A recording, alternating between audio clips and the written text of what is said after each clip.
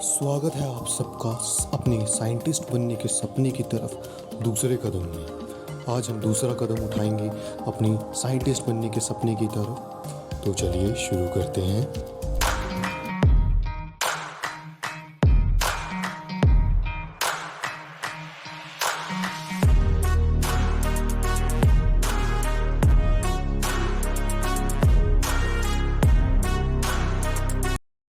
पिछली वीडियो के अंदर हमने पढ़ा था केमिकल रिएक्शंस के बारे में। तो इसके अंदर हम पढ़ेंगे केमिकल इक्वेशंस के बारे में। अब केमिकल इक्वेशंस होती क्या हैं? अब देखो यार, हमने जितनी भी रिएक्शंस पहले पढ़ी तो यार इतना सारा लिखना है कि मैग्नीशियम ने फलाने के साथ रिएक्ट किया, ब्ला ब्ला ब्ला ब्ला, बहुत झंझट वाला काम है। तो केमिकल रिएक्शन एक शॉर्टकट मेथड है। किस चीज़ का शॉर्टकट मेथड? केमिकल रिएक्शन को रिप्रेजेंट करने का। इस मेथड की हेल्प से हम जितनी भी केमिकल रिएक्शंस होती हैं उन्हें सिंबल्स या फॉर्मूलाज की मदद से जो है रिप्रेजेंट कर सकते हैं। अब सिंबल्स हर केमिकल एलिमेंट का आपको पता होता है अलग से ना, उसकी मदद से कर सकते हैं।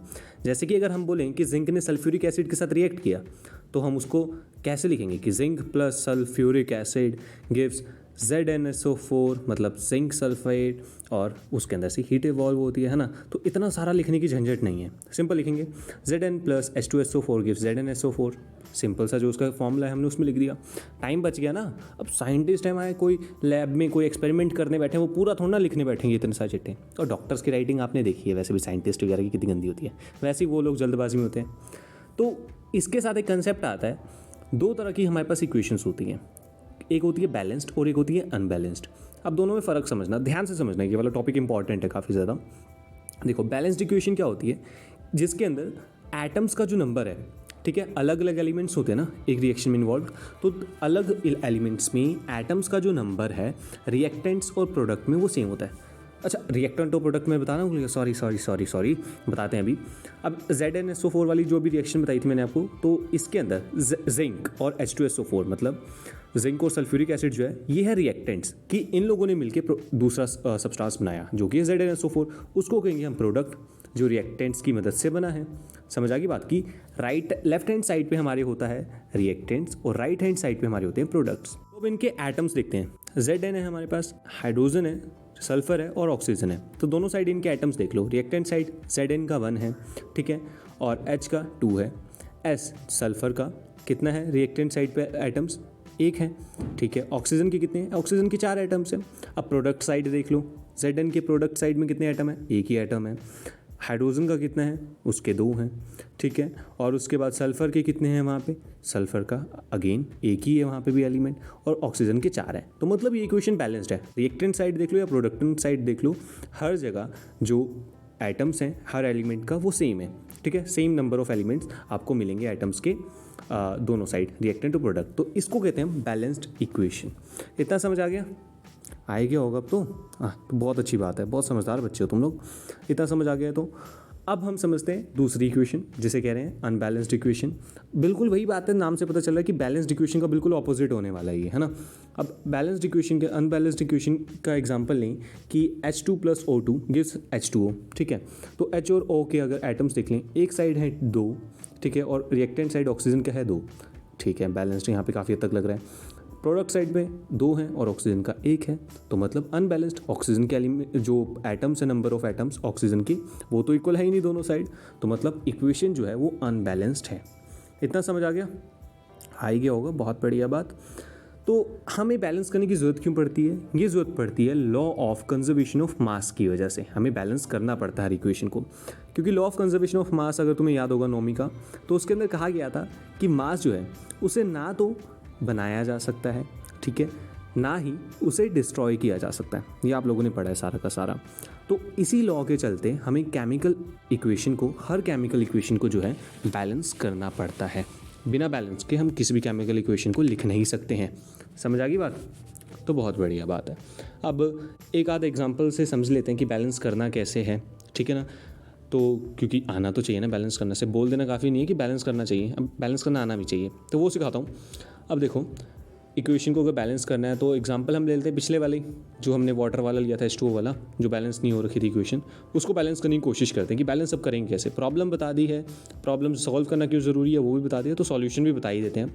तो H2 + O2 गिव्स H2O, लिख लिया ये हमने, बहुत बढ़िया बात। अब हम लिखेंगे कि रिएक्टेंट साइड पे कितने आइटम्स है, प्रोडक्ट साइड पे कितने आइटम्स हैं। एलिमेंट्स के H और O है जो कि हाइड्रोजन और ऑक्सीजन। रिएक्टेंट साइड पे 2, ऑक्सीजन के 2, ठीक है। प्रोडक्ट साइड पे हाइड्रोजन के 2, ऑक्सीजन का 1। तो यहाँ पे आती है अनइक्वालिटी। अनइक्वल किसके आइटम है, ऑक्सीजन के। तो अब हमें उन्हें जो है एक समान करना है, उन्हें इक्वल करना है। कैसे करेंगे इक्वल हम, तो 2 को हम मल्टीप्लाई कर देंगे कोफिशिएंट। अब पीछे नहीं लिख सकते इस तरह से क्योंकि वो गलत हो जाता है। हमें कोफिशिएंट लिखना है 2, मतलब 2 से मल्टीप्लाई कर देंगे प्रोडक्ट साइड पे। तो हमने कोफिशिएंट एज कोफिशिएंट 2 को लिख दिया वहाँ पे। तो इक्वेशन होगी बैलेंस।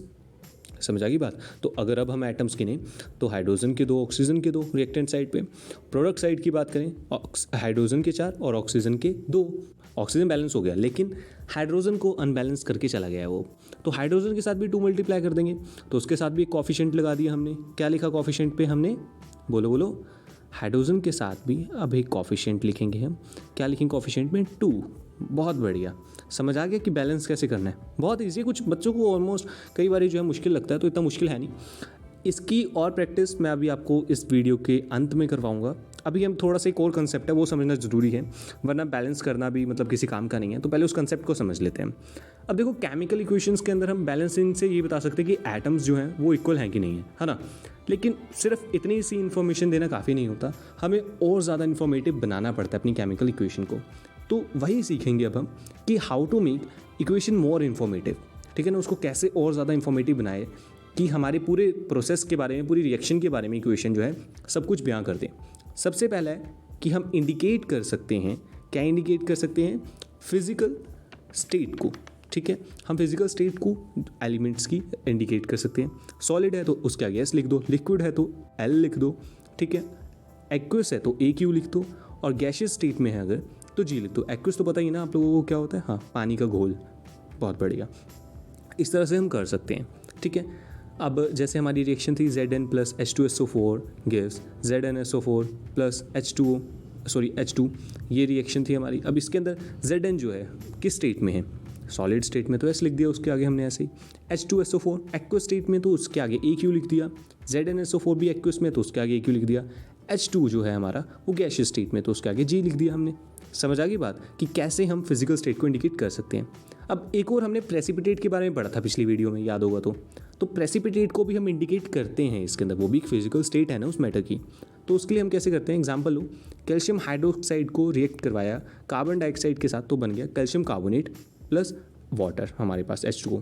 अब इनकी फिजिकल स्टेट्स देखो, calcium hydroxide aqueous, carbon dioxide gaseous, और वाइट प्रेसिपिटेट बना कैल्शियम कार्बोनेट का, तो हमने उसका आगे वाइट PPT लिख दिया। समझ आ गई बात, बहुत बढ़िया। तो इस तरह से हम फिजिकल स्टेट्स को जो है इंडिकेट कर सकते हैं। आई होप अच्छे से ये समझ आ गया होगा। अब चलते हैं आगे, दूसरे कौन सा तरीका है जिससे हम और ज़्यादा बुद्धिमान दिखा सकते हैं अपने आप को, मतलब कि थोड़ा सा शो ऑफ कर सकते हैं कि हमें बहुत अच्छी खासी नॉलेज है ना। साइंटिस्ट बनना है यार, ऐसे छोटी मोटी चीज़ तो बनना नहीं है। तो दूसरा मेथड है हमारा, इंडिकेट कर सकते हैं जिसके अंदर हम हीट चेंज को, क्योंकि रिएक्शंस के अंदर मैंने बताया था कि हीट जो तो टेम्परेचर चेंज होता रहता है, तो उस हीट चेंज को हम कैसे करेंगे। तो इसके माध्यम में 2 तरह की रिएक्शंस आती है, एक्सोथर्मिक और एंडोथर्मिक। अगर हम हीट चेंज की बात करें तो ये 2 तरह की हमें रिएक्शंस देखने को मिलती हैं। पहले एक्सोथर्मिक को समझते हैं। इस रिएक्शन के अंदर हीट इवॉल्व होती है। हर वो रिएक्शन जिसके अंदर हीट इवॉल्व हुए उसे हम कहते हैं एक्सोथर्मिक रिएक्शन, ठीक है। अब एग्जाम्पल है इसका अगर समझो तो carbon plus oxygen gives carbon dioxide plus heat, ठीक है। तो इसको हमने इस तरह से इंडिकेट किया, हीट निकली है तो हमने प्लस हीट लिख दिया आगे इंडिकेट करने के लिए उसको। समझ आ गई बात। तो हर बार प्लस हीट नहीं लिखना हमने, कई बार हम क्या करते हैं प्लस एनर्जी भी हम लिख सकते हैं। एग्जाम्पल अगर तुम मांगो एक्सोथर्मिक रिएक्शन का, तो सांस ले रहे होगे, वीडियो देख रहे हो तो सांस ले रहे हो, तो वो भी एक एक्सोथर्मिक रिएक्शन है, ठीक है। और मैग्नीशियम वाला जो हमने पढ़ा था, मैग्नीशियम रिबन वाला, है ना, वो भी जो है एक एक्सोथर्मिक रिएक्शन है। वाइट डेजलिंग फ्लेम निकला था ना वो। अब एंडोथर्मिक की बात करें तो इसके अंदर हीट एब्जॉर्ब होती है, ठीक है। इसका अगर एग्जाम्पल दूँ मैं आपको, तो नाइट्रोजन है, ठीक है, उसने रिएक्ट कर लिया मान लो ऑक्सीजन के साथ, तो उसने साथ में रिएक्ट करने के लिए हीट को एब्जॉर्ब किया, फिर उसके बाद वो बन गया नाइट्रोजन ऑक्साइड, अब एंडोथर्मी का अगर आप लोग कहो कि एग्जांपल दे दीजिए सर, तो इसका भी एग्जांपल देता हूँ। इसका एग्जांपल है, बचपन से पढ़ते आ रहे हैं ना, फोटोसिंथेसिस का प्रोसेस, वो है। ठीक है, सिंपल सा दोनों के अंदर फ़र्क समझो कि एक्सोथर्मी के अंदर हम प्लस हीट जो है वो राइट साइड पे लिखते हैं इक्वेशन की, और एंडोथर्मी के अंदर हम लेफ्ट साइड पे लिखते हैं उसे। समझ आ गया इतना? बहुत ईजी था ये कंसेप्ट, तो कोई दिक्कत वाली बात नहीं है। अब नेक्स्ट की तरफ चलते हैं। तीसरा क्या तरीका है जिससे हम अपनी बुद्धिमत्ता को और ज़्यादा दिखा सकते हैं और ज़्यादा कूल बन सकते हैं? तो तीसरा तरीका देखो, अब आप क्या कर सकते हो, आपने हीट बता दिया, आपने फिजिकल स्टेट बता दिया, अब आप बता सकते हो कंडीशंस के बारे में। कौन सी कंडीशन? कि किस कंडीशन के अंदर रिएक्शन ने जो है काम किया है, तो उस कंडीशन को हम दर्शा सकते हैं। किस तरह से दर्शा सकते हैं? कि मान लो अगर एक रिएक्शन है जिसके लिए हीट की ज़रूरत है, ठीक है, तो उसके लिए हम डेल्टा का सिंबल जो है लगा देते हैं एरो के ऊपर, वो जो बीच में एरो डालते हैं ना, उसके ऊपर हम डेल्टा का सिंबल डाल देते हैं। ठीक है, एग्जाम्पल लो, ये जो इक्वेशन आपको दे रखी है पोटेशियम क्लोराइड की, तो उसके ऊपर हीट को हमने जब लगाया तो हमारे पास आ गया पोटेशियम क्लोराइड और अपना ऑक्सीजन। और MnO2 जो हमने ये एरो के नीचे लिखा है, ये है बेसिकली कैटलिस्ट। अब कैटलिस्ट क्या होता है? कैटलिस्ट समझ लो एक सब्सटेंस है जिसका सिर्फ काम है केमिकल रिएक्शन को करवाना। ठीक है, केमिकल रिएक्शन की स्पीड को थोड़ी सी बढ़ा देना, उसको हम कहते हैं कैटलिस्ट। इतना समझो भी के लिए, बाकी आप पढ़ोगे इसके बारे में और ज़्यादा आगे। इतना समझ आ गया? बहुत बढ़िया बात। अब एक और रिएक्शन है, बचपन से हम पढ़ते आ रहे फोटोसिंथेसिस की, 6CO2 + H2O, उसके अंदर सनलाइट लगती है, क्लोरोफिल लगती है, तो अब हमें क्या मिल जाता है उसके बाद? उसके अंदर C6H12O6 + 6O2, है ना। तो इसके अंदर सनलाइट और क्लोरोफिल लगी, तो हमने वो बता दिया कि सनलाइट के प्रेजेंस के अंदर हुआ है ये रिएक्शन। समझ आ गया? और कई बार हम एटमॉस्फेरिक प्रेशर वगैरह को भी इंडिकेट कर देते हैं इसी तरीके से। आई होप समझ आ गया होगा। तो अब हमने कंडीशन समझ ली, बैलेंसिंग के बारे में हमने थोड़ा सा बेसिक समझ लिया। अब बैलेंसिंग को और ज़्यादा ब्रीफ लेवल पे हम प्रैक्टिस करते हैं, क्योंकि ज़रूरी है यार, देखो प्रैक्टिस करना, है ना। केमिकल बैलेंसिंग में आपको, इक्वेशन बैलेंसिंग में परफेक्ट होना पड़ेगा। तो अब इसके एग्जाम्पल लेते हैं कुछ। तो सबसे पहले एग्जाम्पल हम लेते हैं मीथेन का। ठीक है, मीथेन को जब हमने बर्न किया ऑक्सीजन के अंदर, क्या बनाने के लिए? कार्बन डाइऑक्साइड और वाटर बनाने के लिए, ये हमें बोला गया। तो अब इस रिएक्शन को, इस इक्वेशन को हमें बैलेंस करना है। तो पहले तो इसको वर्ड्स में लिख के देखते हैं क्या बनेगी, कि methane plus oxygen gives carbon dioxide plus water. अब इनके केमिकल सिंबल्स या फॉर्मूलाज को हम लिख लेते हैं, ठीक है ना। तो मीथेन का होता है CH4, ऑक्सीजन का O2 आपको पता ही होगा, कार्बन डाइऑक्साइड का CO2, वाटर का H2O। अब एलिमेंट के जो हैं एटम्स गिनना शुरू करते हैं, रिएक्टेंट साइड और प्रोडक्ट साइड दोनों पे। हमारे पास कार्बन है, हाइड्रोजन है और ऑक्सीजन है। तो कार्बन के हैं 1, ऑक्सीजन के 4, हाइड्रोजन के 4, ऑक्सीजन के 2। प्रोडक्ट साइड पे 1, 2, 3 एटम्स हमने इनके लिख लिए। अब कार्बन बैलेंस्ड है, दिक्कत कहाँ पे है अगली? हाइड्रोजन के अंदर। तो हाइड्रोजन को पहले बैलेंस करते हैं, इंटू 2 कर दिया तो 4 आ जाएगा। तो हाइड्रोजन जो है प्रोडक्ट साइड पे, उसके आगे अब हम कॉफिशिएंट लिख सकते हैं क्या? 2। समझ आई ना बात? ऑक्सीजन, हाइड्रोजन के आगे हमने कॉफिशिएंट लिख दिया 2। चलो ये हो गया बैलेंस काफ़ी हद तक। अब दूसरा क्या है? ऑक्सीजन के साथ भी गड़बड़ी है। अब ऑक्सीजन को भी हमें बैलेंस करना है। देखो हमने H2 के साथ जो कॉफिशिएंट लगाया, उससे ऑक्सीजन जो है 4 हो चुकी हैं प्रोडक्ट साइड पे, तो हमें रिएक्टेंट साइड पे भी 4 ऑक्सीजन लानी है। तो सिंपल क्या करेंगे, उसके आगे भी हमने 2 का कॉफिशिएंट डाल दिया, 2 × 2 4 हो गया। क्या लग रहा है, होगी बैलेंस इक्वेशन? अरे नहीं बालक, अभी तो काफ़ी बची है। हमें फिजिकल स्टेट्स को भी जो है उनकी मेंशन करना है, और वो मेंशन करते ही हमारी इक्वेशन हमने परफेक्टली बना दी है। समझ आ गई बात? बहुत बढ़िया, समझदार बालक हो तुम लोग। अब दूसरे एग्जाम्पल की तरफ चलते हैं अब हमारे, ठीक है। अगला एग्जाम्पल क्या है हमारा? Copper sulphate plus sodium hydroxide का। इसके अंदर हमने क्या किया है, कॉपर सल्फेट को हमने मिक्स किया, रिएक्ट करवाया सोडियम हाइड्रोक्साइड के साथ। किसको प्राप्त करने के लिए? हमें प्राप्त करना है कॉपर हाइड्रोक्साइड को प्लस सोडियम सल्फेट को। अब इनके भी सबसे पहले केमिकल फार्मूलाज को जो है हम लिख लेंगे, फिर उसके बाद आगे प्रोसीड करेंगे। तो केमिकल फार्मूलाज इनके हमने लिखे, कॉपर सल्फेट का CuSO4, ठीक है, सोडियम हाइड्रोक्साइड का NaOH, उसके बाद कॉपर हाइड्रोक्साइड का CuOH2 और Na2SO4 सोडियम सल्फेट का। अब सबके एटम्स गिनना शुरू करते हैं। कॉपर है, सल्फेट है, ऑक्सीजन है हमारे पास, सोडियम है और हाइड्रोजन। रिएक्टेंट और प्रोडक्ट साइड, कॉपर का है 1, ठीक है, रिएक्टेंट साइड। सल्फेट का 1, ऑक्सीजन का गिनो कितने हैं हमारे पास? ऑक्सीजन के हैं हमारे पास 5, और अपने सोडियम के कितने हैं? 1। हाइड्रोजन का कितना है हमारे पास? वो भी गिनो, 1 ही है सिर्फ। चलो ठीक है। अब प्रोडक्ट साइड देखते हैं, कॉपर 1, सल्फेट कितने हैं प्रोडक्ट साइड पे? वो भी 1 है। ऑक्सीजन गिनो प्रोडक्ट साइड पे कितना है हमारे पास? कितने? 6 हैं हमारे पास। और सोडियम देखो अब कितने हैं प्रोडक्ट साइड? 2। ठीक है, और हाइड्रोजन कितना है हमारा प्रोडक्ट साइड पे, वो भी 2। अब गड़बड़ सिर्फ ऑक्सीजन, सोडियम और हाइड्रोजन में है। अब पॉज करके इसको खुद एक बार सॉल्व करने की कोशिश करो। सिर्फ एक कॉफिशिएंट लगाना है और पूरी इक्वेशन इतनी बड़ी सी जो दिख रही है सॉल्व हो जाएगी आपकी, सिर्फ एक कॉफिशिएंट से। पॉज करो और कोशिश करो। जी हाँ, बिल्कुल सही हो आप लोग। सिर्फ 2 लिखना है एक हमारे को। पूरी होगी इक्वेशन? नहीं, अभी कहाँ। कोशिश करके देखो। अब देखो दोबारा से आइटम्स गिनते हैं कि सेमी बैलेंस हुई है कि नहीं है। देखो अब कॉपर हमारे पास एक उसके अंदर कोई दिक्कत नहीं। सल्फेट वही एक उसके अंदर कोई दिक्कत नहीं। ऑक्सीजन के देखो अब यहाँ पे 6 और वहाँ पे भी अब 6 हो चुके हैं उसके, ठीक है। सोडियम हमारे 2 और 2 वो भी हो चुके हैं, कोई दिक्कत नहीं है। हाइड्रोजन वो भी 2। पूरी इक्वेशन बैलेंस होगी जस्ट एक कॉफिशिएंट से। लेकिन अभी खत्म नहीं हुआ। फिजिकल स्टेट अगेन मेंशन करना बहुत ज़्यादा ज़रूरी है। एग्जाम्स में भी इस चीज़ का ध्यान रखना है आप लोगों को स्पेशली, कि फिजिकल स्टेट का भी मेंशन करना भूलना मत गलती से भी, ठीक है। समझ आ गई ये बात भी? बहुत बढ़िया। अब जो नेक्स्ट एग्जांपल है ना, उससे पहले एक छोटा सा कंसेप्ट है, समझो आप, बहुत ज़रूरी है आप लोगों के लिए, ठीक है। और एक तरह से ये समझ लो कि एक एक्स्ट्रा बोनस मिल गया आपको। एक और कंसेप्ट समझा रहा हूँ, समझना इसको। अब आयरन ऑक्साइड जो है ना हमारी, वो थोड़ी ख़ास है। इसके जो है हमें 2 रूप देखने को मिलते हैं। पहला है आयरन 2 ऑक्साइड, और जिसे हम FeO भी कहते हैं, और इसका कॉमन नेम जो है फेरस, ठीक है। क्या? फेरस ऑक्साइड भी होता है। अगली जो होती है हमारी वो है आयरन 3 ऑक्साइड। इसको जो है केमिकल फॉर्मूला Fe2O3 से हम करते हैं रिप्रेजेंट, और इसका कॉमन नेम फेरिक ऑक्साइड होता है, ठीक है।